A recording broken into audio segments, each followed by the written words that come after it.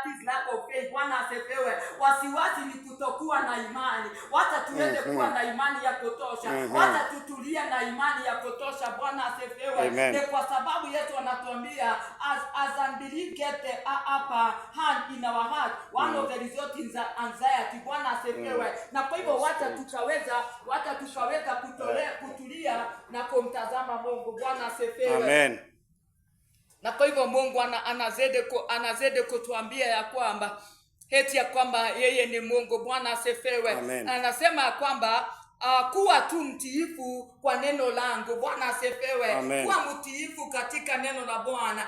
Katika kitabu cha Deuteronomy inatuambia kwamba if you are willing and obedient, you will eat the best of the land. Bwana asifiwe. Kama kwa kweli utatulia, wewe tulia katika neno la Bwana, you will eat the best of the land. Bwana asifiwe. If you are willing and obedient. Deuteronomy 28 nao pia inatuambia tuwe obedient, na hii tukaweza kushika zile promises za Bwana. Ni maana kuna ahadi ambayo amenena pale. Bwana asifiwe.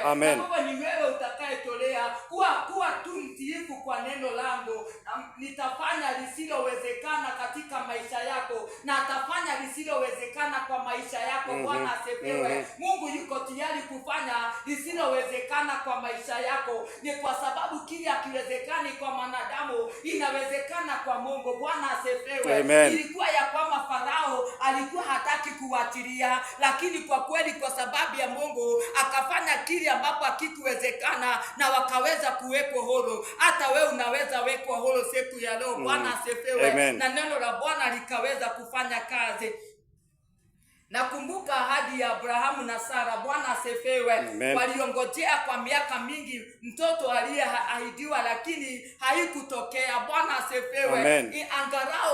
Ingarao sio kulingana na ratiba yao, muda sio muda, imani ikaacha kuogopa na wakachukua hatua. Bwana asifiwe. Wakaweza kuwa ya kwamba imani yao ikaweza kuwa mbovu, imani yao ikaweza kuwa imepotoka, hawakutaka kumwamini Mungu tena. Sara akaambia Abrahamu ya kwamba chukua sasa mjakazi uweze kulala naye, na kwa hivyo ikawa ya kwamba imani ikaacha kuogopa na wakachukua hatua. Waliamua kumsaidia Mungu. Wacha kuamua kusaidia Mungu. Bwana asifiwe. Mungu anasema tutulie na tumngojee, tutulie na tumwamini, tukaweza kote ya kwamba tukaweza kukula na the best of the land. Bwana asifiwe. Na huyo hapo mtoto wa ahadi. Haleluya. Ni kwa sababu wakaweza kumsaidia Mungu kutimiza ahadi yake kupitia juhudi zao za kibinadamu. Wacha tuache kufanya juhudi zetu za kibinadamu. Bwana asifiwe. Tukaweza kuwa ya kwamba tutatulia katika imani. Tukaweza kuwa ya kwamba tutatulia katika neno la Bwana.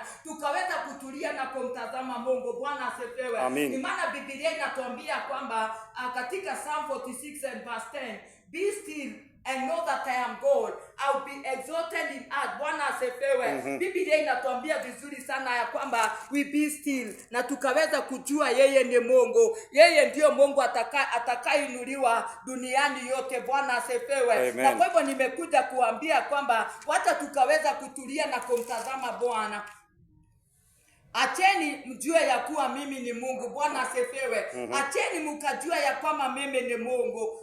Nitakuzwa katika mataifa, nitakuzwa katika nchi. Haleluya. Yeye Mungu atatukuzwa katika nchi, atatukuzwa katika dunia. Wacha tuwe ya kwamba sisi ndio tunatokoza Mungu. Wacha tuwe sisi ndio tutakuza. Bwana asifiwe. Haleluya. Maana topic ya leo inasema ya kwamba eti ya kwamba umuhimu ya kuweza kujiongezea imani. Na kwa hivyo kuna supplement ambao tutachukua ambao ni neno la Mungu, na katika hilo supplement ya imani tukaweza kutulia. Na Biblia inatuambia vizuri sana, acheni mjue ya kuwa mimi ni Mungu. Wacha ikajulikana Mungu ni Mungu. Ni kwa sababu hata kama Abrahamu na Sara walianza kuchukua kumsaidia Mungu, wakati wa Mungu ulipofika waliweza kupata mtoto wa ahadi. Bwana asifiwe. Na kwa kweli Isaka akaweza kuzaliwa. Na kwa hivyo wewe tulia, ukaweza kukula na the best of the land. Wacha kuhangaika pale na pale. Utakufa hata kabla ahadi zako zitafika. Utapata kwamba hautaweza kufurahia,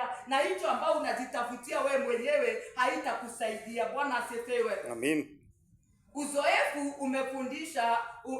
umefundisha kwamba bei ya kulipa kwa wasiwasi na kutokuwa na subira inaweza kuwa ya gharama kubwa wakati mwingine. Bwana asifiwe. Na kwa hivyo experience has taught that the price to pay for anxiety and impatience could be costly sometimes. Ni kweli inakuwa ya kwamba inakuwa costly, ni kwa sababu wewe haujakuwa na kutulia, hautaki kumngojea Bwana. Bwana asifiwe. Na kwa hivyo uzoefu umefundisha kwamba bei ya kulipa kwa wasiwasi na kutokuwa na subira inaweza kuwa ya gharama kubwa wakati mwingine. Hebu tuone wakati wa Saul, king of Israel. Bwana asifiwe. Biblia inasema kwamba katika kitabu cha 1 Samuel 13 and verse 8, Samuel the prophet was to be around to offer sacrifices, Bwana asifiwe, on behalf of the land as the Philistine army moved for battle. Wakati ambapo mfalme wa Israeli nabii Samueli alipaswa kuwa karibu ili kutoa dhabihu kwa niaba ya nchi. Bwana asifiwe. Wakati jeshi la Wafilisti ilipoingia kwa ajili ya vita.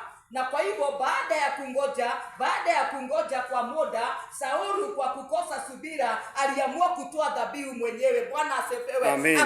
Akakataa kungojea Samueli ambao alikuwa ni nabii aje akaweza kutoa na sacrifice ambao ilihitajika kutolewa.